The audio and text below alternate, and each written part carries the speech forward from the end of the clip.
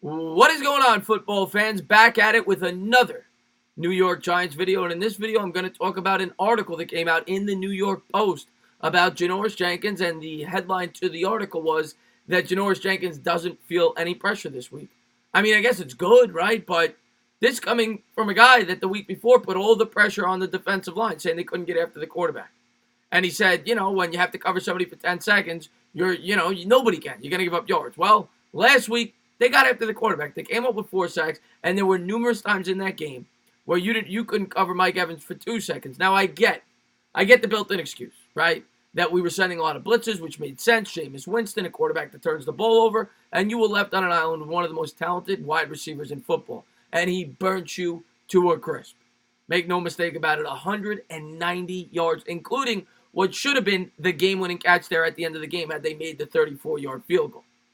Lucky for you, Daniel Jones and the kicker Gay on the Tampa Bay Bucs saved your ass, because had he made that kick, you would have been destroyed in the media. Lucky for Janoris Jenkins, he gets off a week after bashing the entire defense. But, he blamed everybody but himself for the performance against the Buffalo Bills. Now, in Jenkins' defense, he did play better along with the whole defense in the second half. He only gave up that 1 catch to Evans, although it should have been the game winner on a fly pattern for about 40 yards.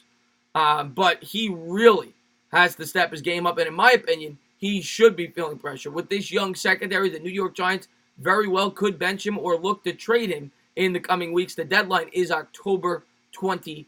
But let's jump into some of the quotes from this article that I found interesting. And we're going to start actually with this one. Here's the first one.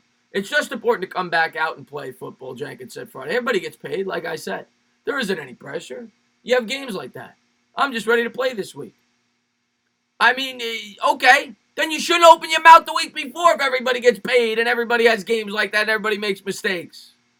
And I was all for it. I was all for calling out the defense. Somebody had to step up and take that leadership role. I get it. You're the veteran on the team. But don't go bashing, without saying the names. Lorenzo Carter, O'Shane Zimenez, right? Marcus Golden. Don't go bashing those guys the week before and then say you feel no pressure after you screw up. And you got lucky that you got bailed out by a win. Otherwise, you would have been thrown under the bus by everybody.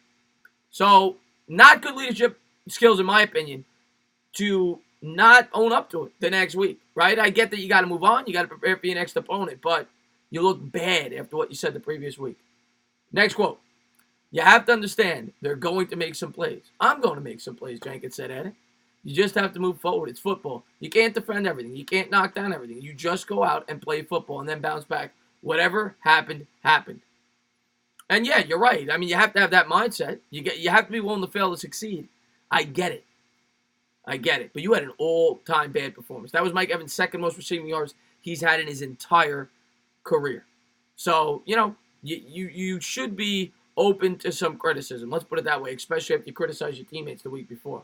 And then finally, we have to come out fast. Everybody knows that, Jenkins said. Everybody has to be on point, including myself, and just play football. A week earlier, Jenkins seemed to point fingers at the defensive line for the lack of pass rush, saying he couldn't cover anybody for 10 seconds. This week, he's trying to be an example to DeAndre Baker.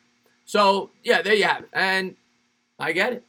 I guess he's saying the right things, but at the end of the day, you look bad, especially to say you don't have any pressure. You got pressure, buddy.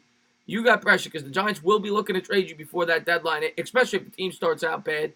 Or you could be replaced in the starting lineup. And if you are replaced in the starting lineup, that is going to kill your value on the open market when you hit free agency next year, if and when the Giants do decide to cut you, which I think they will, being that you make $14.75 million.